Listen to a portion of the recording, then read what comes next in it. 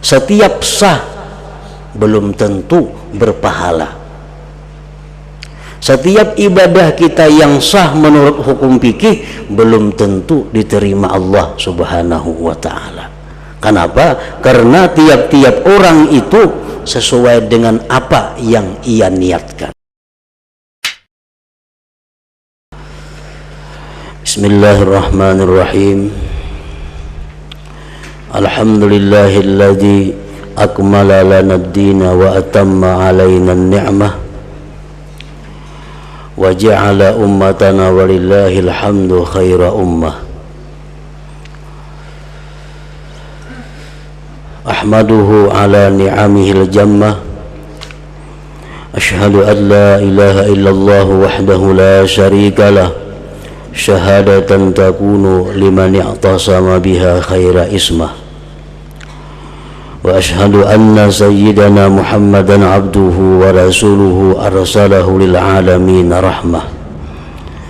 Sallallahu alaihi wa ala alihi wa ashabihi salatan takunu lana nuran min kulli zulmah.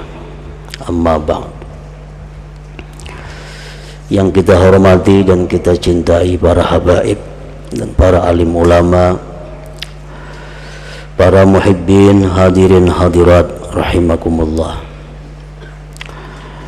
Puji syukur senantiasa kita haturkan kehadirat Allah Subhanahu wa ta'ala yang selalu memberikan kita kesempatan, memberikan kita taufik hidayah sehingga kita selalu bisa berbakti dan taat kepadanya.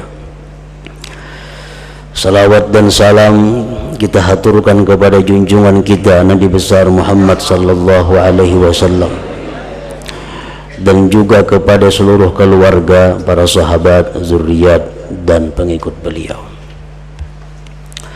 Para muhibbin rahimakumullah. Rasulullah sallallahu alaihi wasallam bersabda, "Man hafiza ala ummati arba'ina hadisan min amri diniha ba'athahullah yaumal qiyamah fi zumratil fuqaha wal ulama." Wa fi riwayat, "Wa kuntu lahu yaumal qiyamati syafi'aw wa syahida." Wa fi riwayat, "Qila lahu udkhul min ayyi abwabil jannati syi'ta." Yang artinya, barang siapa memelihara atas umatku 40 hadis daripada perkara agamanya. Maksudnya adalah barang siapa yang menghafal 40 hadis lalu disampaikannya itu 40 hadis kepada umat, atau barang siapa yang menghimpunkan di dalam satu catatan sebanyak 40 hadis lalu dia sampaikan kepada umat, maka Allah Subhanahu wa ta'ala pada hari kiamat nanti akan membangkitkan dia pada golongan ahli fikih dan ulama. Pada satu riwayat, adalah aku baginya, kata Rasulullah, memberikan syafaat dan menyaksikannya. Dan pada riwayat yang lain lagi dikatakan bagi dia, masuklah dari apa jua pintu surga yang kamu kehendaki. Nah, para muhibbin rahimakumullah. Jadi barang siapa yang menghafal hadis atau dia mencatat hadis sebanyak 40 hadis, sama ada inya paham itu hadis atau inya bisa menjelaskan itu hadis atau kada disampaikannya kepada manusia, maka orang tersebut termasuk dalam golongan apa yang disampaikan oleh Rasulullah sallallahu alaihi wasallam tadi. Nah, oleh karena itu para ulama sejak abad pertama sampai sekarang Mereka banyak yang menyusun 40 hadis dalam sebuah kitab dengan harapan agar masuk dalam golongan yang disabdakan Rasulullah sallallahu alaihi wasallam tadi. Jadi mulai ulama dahulu sampai ulama sekarang ada yang melakukan hal yang demikian itu. Para muhibbin rahimakumullah, di antara ulama besar yang menghimpunkan 40 hadis itu adalah Al-Imam An-Nawawi, Yahya bin Syaraf. Seorang ulama besar yang bernama Yahya bin Syarafiddin yang masyhur dengan sebutan Imam Nawawi. Nah, beliau telah mengumpulkan 40 hadis dan masyhur dikenal dengan Arba'in Nawawiyah. Dari sekian banyak ulama yang mengumpulkan 40 hadis itu, maka kitab Arba'in Nawawiyah inilah yang paling terkenal, yang paling banyak dibaca orang di mana-mana. Karena hadis-hadis yang beliau kumpul di dalam 40 hadis itu mengandung berbagai macam hadis yang perlu diamalkan oleh seluruh kaum muslimin dan muslimat. Nah, oleh karena itu kita setelah membaca tafsir Al-Quran, maka kita sambung dengan membaca kitab Al-Arba'in Nawawiyah ini, yaitu 40 hadis yang dihimpunkan oleh Al-Imam An-Nawawi rahimahullahu ta'ala. Al-hadithul awwalu, hadis yang pertama, an Amiril Mukminin Abi Hafsin Umar bin Al-Khattab radhiyallahu anhu qala sami'tu Rasulullah sallallahu alaihi wasallam yaqul innamal a'malu binniyat wa innamal likulli imri'in ma nawa faman kanat hijratuhu ila Allah wa rasulih fa hijratuhu ila Allah wa rasulih wa man kanat hijratuhu lidunya yusibuha aw imra'atin yankihuha fa hijratuhu ila ma hajara ilaihi rawahul Bukhari wa Muslim. Dari Amirul Mukminin Umar bin Khattab radhiyallahu anhu, beliau berkata, aku mendengar Rasulullah sallallahu alaihi wasallam bersabda, innamal a'malu binniyat, hanya saja amal perbuatan itu dengan niat. Kebanyakan dari para ulama menjelaskan bahwa amal perbuatan itu umumnya, kebanyakannya hanya sah apabila ada niat.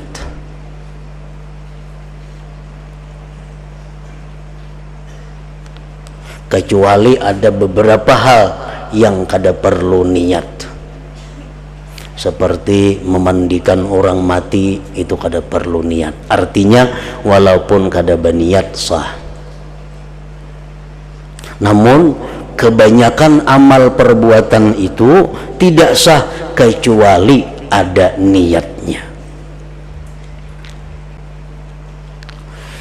Wa inna malikul limri'im manawa, dan hanya saja bagi tiap-tiap orang itu sesuatu yang dia niatkan.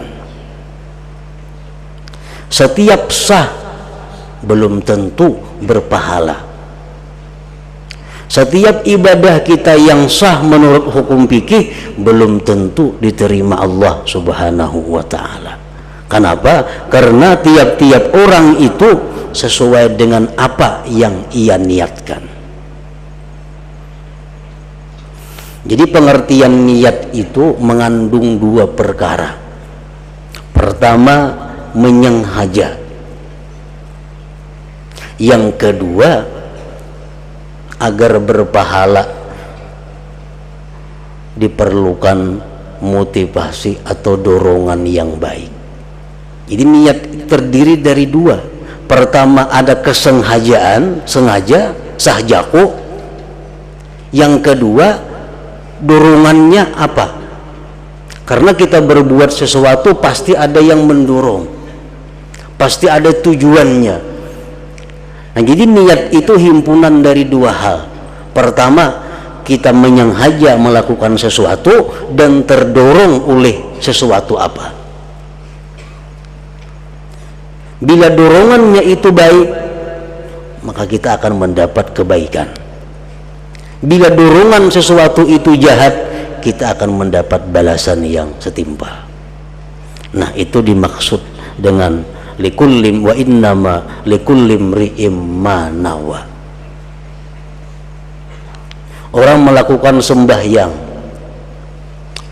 tetapi niatnya, dorongan hatinya sembahyang itu bukan karena Allah. Nah, sembahyangnya sah, tetapi yang didapatkan bukan pahala, tetapi azab dari Allah. Bersedekah, tapi dorongannya bukan karena Allah. Sedekahnya sah, tetapi tidak mendapatkan pahala dari Allah Subhanahu wa ta'ala. Dia menuntut ilmu, sesuatu kebaikan, tapi kalau niatnya bukan karena Allah, maka tidak akan mendapat pahala apa-apa. Nah, wa innama likulli imri'in ma nawa, dan hanya saja bagi tiap-tiap orang sesuai dengan apa yang dia niatkan. Faman kanat hijratuhu ila Allah wa rasulih fa hijratuhu ila Allah wa rasulih. Barang siapa yang hijrah kepada Allah dan Rasul, maka balasannya itu nanti Allah yang akan membalas dan Rasulnya. Kita beribadah kepada Allah untuk mendapatkan keridhaan Allah dan Rasul, maka Allah dan Rasul akan membalas ibadah kita itu. Wa man kanat hijratuhu lidunya, barang siapa adalah hijrahnya karena dunia. Orang melakukan perjalanan haji, kan naik haji itu potongan kayak potongan akhirat, tetapi sebenarnya dorongannya adalah berusaha, dagang. Dia melakukan umrah, umrah itu ibadah, tetapi dorongannya dia umrah itu untuk usaha li dunia. Yusibuha, yang ia dapatkan dunia itu. Awimra'atin yankihuha, atau dia hijrah itu karena perempuan yang akan dia nikahi. Fahijratuhu ila ma hajara ilaih, maka hijrahnya itu orang adalah kepada apa yang dia niatkan itu. Nah, orang berangkat menuju Mekah dengan tujuan umrah, dia dapat pahala umrah. Orang berangkat ke Mekah walaupun dia umrah tapi tujuannya usaha, dia akan hanya dapat usaha. Atau tujuannya karena hanya ingin mengawini perempuan, maka hanya itulah balasan yang didapatnya. Nah, ini hadis riwayat Bukhari Muslim. Para muhibbin rahimakumullah, para ulama menyimpulkan bahwa ini hadis merupakan standar ukuran bagi baiknya sebuah amal. Fahaisu salahat salahal amal, wahaisu fasadat fasadal amal. Bila mana niat itu baik, amal pun akan baik. Bila mana niat itu rusak, maka amal pun akan ikut rusak. Nah, jadi niat itu adalah merupakan segala-galanya dalam amal ibadah kita kepada Allah Subhanahu wa ta'ala. Nah, para muhibbin rahimakumullah, Rasulullah sallallahu alaihi wasallam bersabda, niyatul mu'min ablagu min amali wa niyatul fajir syarrun min amali. Rawahu Abu Nuaim. Niat orang yang beriman itu lebih sampai daripada amalnya, Dan niat orang yang jahat, orang yang kafir lebih jahat dari amalnya.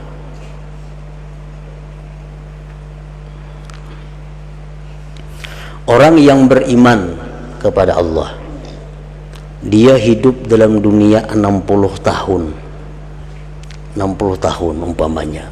60 tahun itu dia berbakti taat kepada Allah Subhanahu wa taala. Tapi di akhirat dia akan dapat balasan masuk surga itu selama-lamanya. Padahal ibadah dalam dunia cuma 60 tahun. Tapi Allah membalas surga selama-lamanya sepanjang masa. Kenapa sebabnya?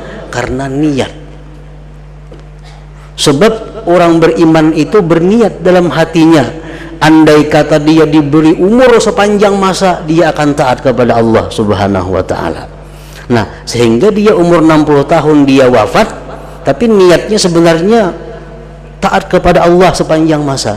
Nah, maka dia dibalas surga lebih daripada amal perbuatan kebaikan di dalam dunia itu, karena niatnya.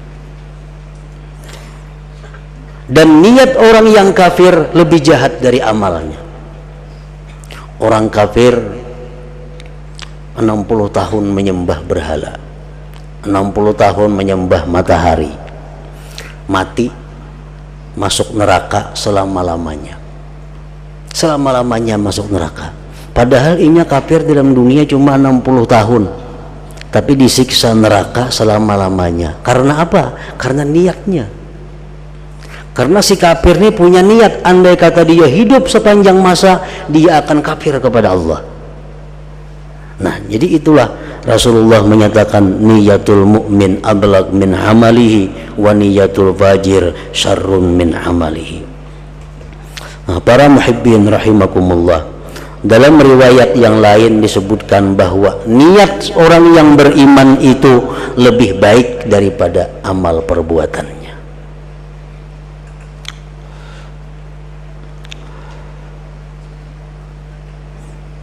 Antara lain lagi kebaikan niat itu, an-niyat tahtamilu ta'addud bil amalil wahid. Niat itu bisa banyak dalam satu perbuatan. Ini menunjukkan bahwa niat lebih baik dari perbuatan. Niat lebih utama daripada perbuatan. Sebab satu perbuatan bisa dimasuki berpuluh-puluh niat. Misalnya kalau julus fil masjid, duduk di masjid. Duduk di masjid itu bisa niatnya i'tikaf. Satu, dapat pahala. Yang kedua, niatnya lagi intizarus salat, menunggu sembahyang, dapat pahala lagi. Niatnya yang ketiga lagi imaratul masjid, menghidupkan masjid, dapat pahala 3. Yang keempat, hifdzul jawarih anil maksiat, memelihara anggota daripada maksiat. Karena diam di masjid terpelihara mata, telinga daripada yang diharamkan Allah. Nah, dapat pahala 4. Nah, di situ menunjukkan bahwa niat itu lebih baik, lebih utama daripada amal perbuatan. Para muhibbin rahimakumullah, Rasulullah sallallahu alaihi wasallam bersabda, wa inna Allah azza wa jalla la yu'til 'abda 'ala niyyatihi ma la yu'tihi 'ala amali, rawahu Dailami. Sesungguhnya Allah azza wa jalla itu memberikan seorang hamba akan pahala atas niatnya sesuatu yang dia tidak berikan atas amal perbuatannya. Nah, kadang-kadang orang berniat melakukan satu perbuatan, perbuatannya kada berpahala karena ada kesalahan itu ini macam-macam, tapi karena niatnya ada yang baik, maka niat itulah yang menguntungkan orang yang melakukan tersebut tadi. Nah, demikian pula halnya dengan kejahatan. Banyak orang yang tidak melakukan kejahatan tetapi dia disiksa sebagai pelaku kejahatan karena niatnya yang jahat. Rasulullah SAW bersabda, "Idza lataqal muslimani bi sayfayhima fal qatil wal maqtul finnar." Apabila dua orang Islam berkelahi masing-masing dengan pedangnya, maka yang membunuh dan yang dibunuh masuk neraka. Sahabat berkata, "Wahai Rasulullah, kalau yang membunuh masuk neraka itu wajar, tapi yang dibunuh kenapa masuk neraka?" Rasulullah menjawab, "Innahu kana harisan ala qatli sahibi," karena dia punya niat membunuh saudaranya. Nah, ini Allah memberikan ganjaran kepada dia bukan karena perbuatan tapi karena niat. Karena niat ingin membunuh saudaranya, tapi tak ada orang membunuhnya, maka matinya masuk neraka.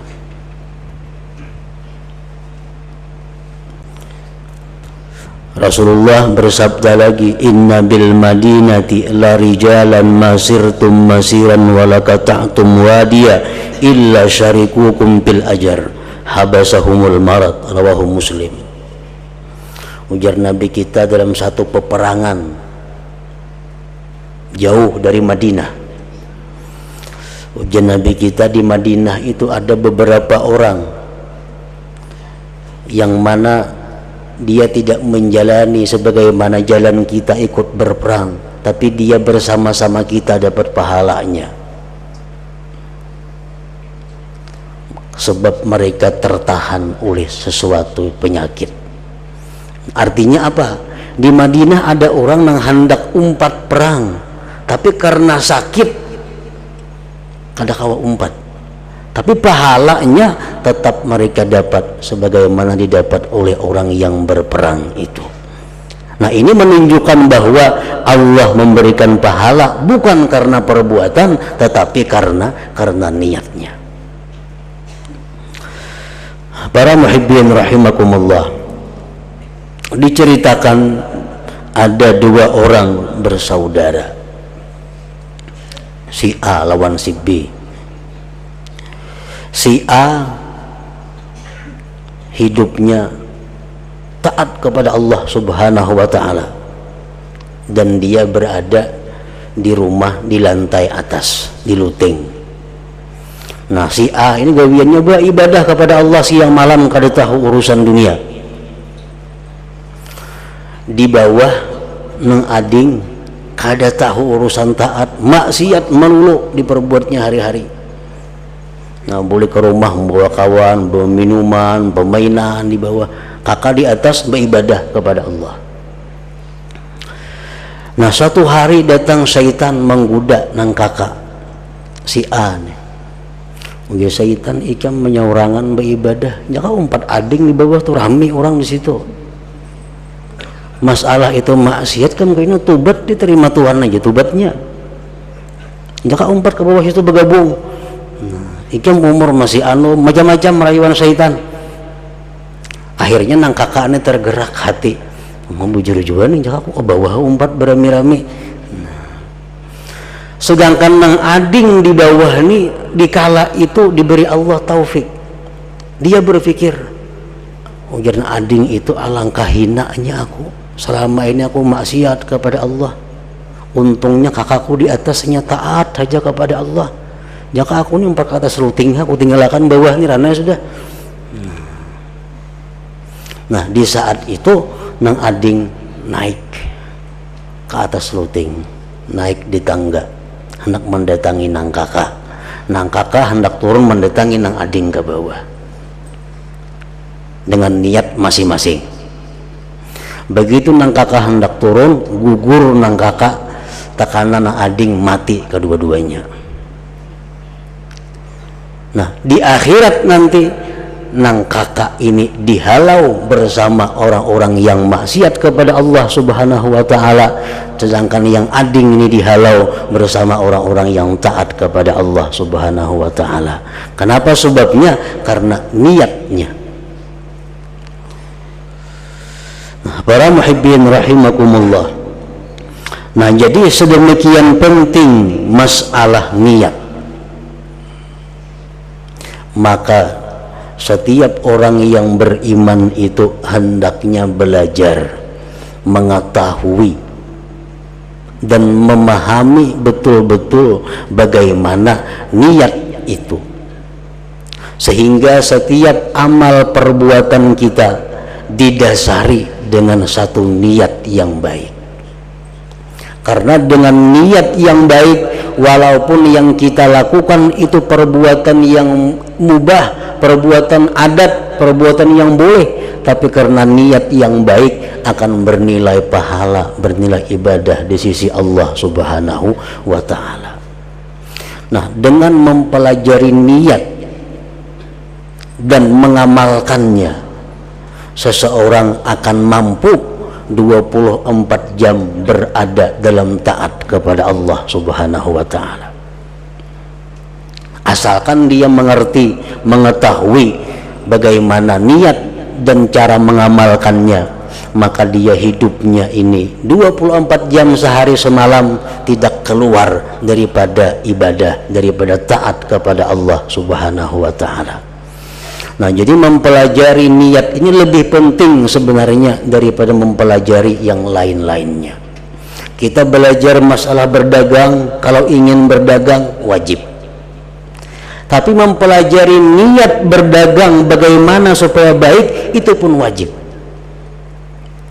Ada orang yang berdagang dengan tujuan tertentu, dia nanti matinya dihalau wajahnya seperti bulan purnama.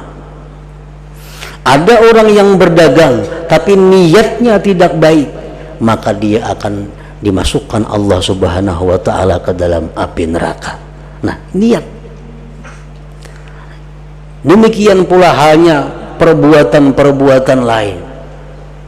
Hendak berdagang, hendak bertani, hendak kawin, mencari pasangan hidup, diperlukan niat. Supaya rumah tangga yang dibina itu berdasarkan niat yang baik, menimbulkan keluarga yang baik dan zuriat yang saleh. Nah, jadi belajar niat, memperdalam masalah niat adalah satu kewajiban bagi setiap orang yang beriman kepada Allah Subhanahu wa ta'ala. Nah, itulah hadis yang pertama yang dimuat oleh Al-Imamun Nawawi di dalam kitabnya Arba'in Nawawiyah, yang mana beliau menjelaskan tentang pengertian niat di dalam segala amal perbuatan kita. Nah, selanjutnya hadis yang kedua. Ila hadratin Nabi sallallahu alaihi wasallam. Al-Fatihah.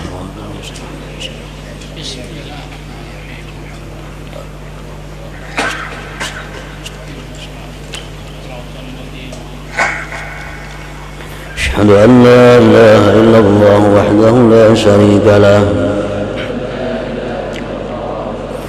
وأشهد أن سيدنا محمدا عبده ورسوله لا إله إلا الله نستغفر الله لا إله إلا الله نستغفر الله لا إله إلا الله نستغفر الله لا إله إلا الله ونتوب إلى الله لا إله إلا الله محمد رسول الله صلى الله عليه وسلم ويا أيها الرجل منه شفاعة صلوا عليه وسلموا